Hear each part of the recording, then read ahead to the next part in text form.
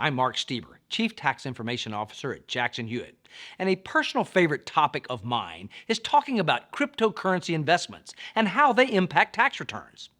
As someone who has personally traded cryptocurrencies over the years and followed how it affects the economy and how the IRS is treating these investments, I find it fascinating.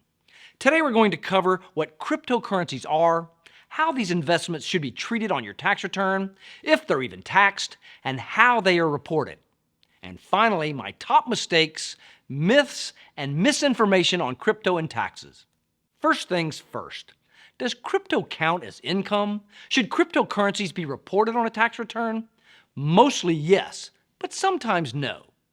There are thousands of different types of cryptocurrencies like Bitcoin, Ethereum, Tether, Dogecoin, and they are all considered a capital asset, like stocks and other investments, even though cryptocurrency is a form of currency that exists solely in digital form. Because the IRS considers crypto to be property, like stocks, bonds, and real estate, it is subject to taxes when you sell or trade it or earn it, and the IRS wants it to be reported on a federal income tax return. But first, when do you not have to report crypto activity? Well, you do not have to report crypto activity if your sole activity was simply to purchase and hold it. Other than that, stay tuned. If you made earnings from your crypto investments, like gains on sale or trades, or even just get paid in crypto, it will be reported as income. But if you lost from your investment, you might be able to take a tax deduction. Bottom line, you must report all cryptocurrency-related income, gains, and losses on your income tax return, even if the transaction value is low in your mind, and especially if you just did not cash out. That really has no bearing on reporting requirements. What are the crypto tax rates for 2023? Well, tax rates for cryptocurrency earnings depend on how much income you received and how long you owned your digital assets. For example, if you owned your digital asset for less than a year before selling or exchanging it, you have a short-term capital loss or gain. You'll pay the same tax rate as all of your other income combined, which can range from 10 to 37%, depending on your income level. But if you sell, trade, or withdraw digital assets that you've had and held continuously for longer than a year, this is a long-term capital loss or gain. And capital gain rates are 0%, 15%, or 20%, depending on your taxable income amount. When are there reportable and potentially taxable events in crypto, and how much tax do you pay on crypto? I wrongly hear people think that their crypto investments are only taxable and should be included on a tax return only when they have cash in hand. That's perhaps the biggest misunderstanding in crypto and taxes, and is just not true. With cryptocurrency, it's all about the transaction when you are converting the crypto. This happens during trading as well as converting one crypto to another. These are all transactions and reportable because it's either a gain or a loss. Additionally, there might be a cash out or disposal of the crypto, but that doesn't mean there's not a reportable transaction with the determination of the gain or loss. What happens when you buy, sell, or trade cryptocurrency with your taxes? When you buy, keep a record of what you bought, how much you bought, the date you bought it, and how much you paid. Most platforms do this automatically, but there are many options and configurations to set and understand so you can follow and ultimately use your data for tax reporting. When you sell, use the information in your records, on your basis or investment in the asset to determine the gain or loss and if you have a long or short-term gain. Long-term gains have lower taxes than short-term. When you trade, you actually have two transactions: selling what you have and buying new. Keep information on all your transactions.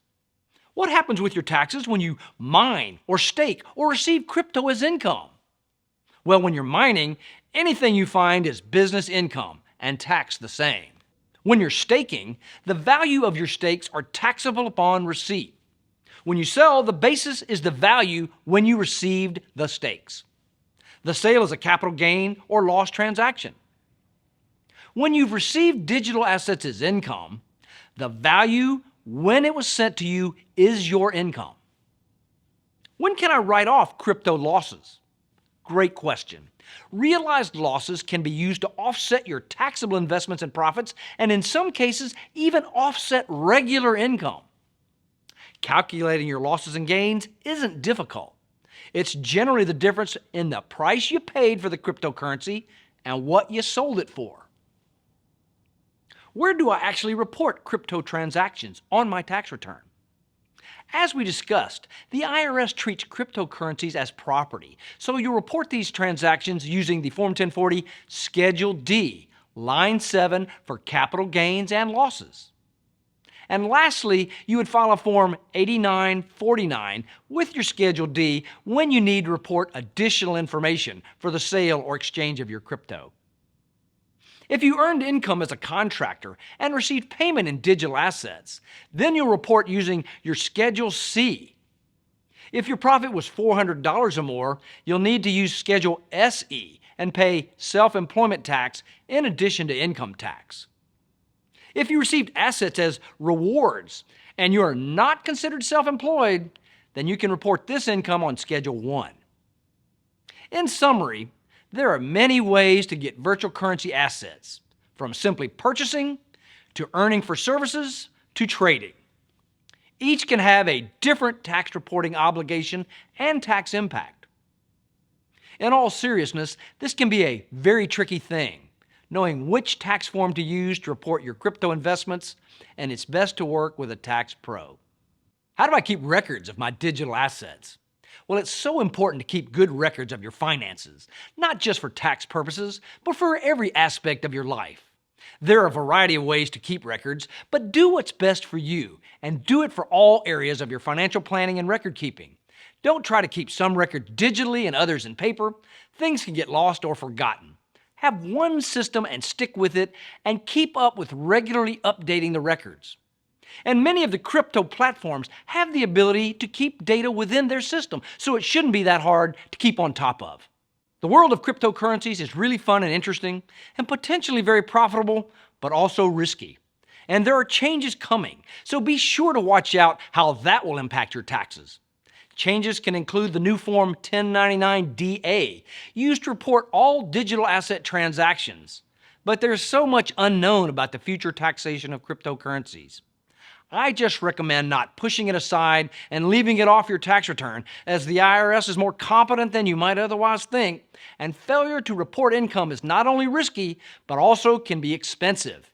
And same for leaving off possible loss deductions, potentially a tax-deductible expense and a waste of a good tax write-off.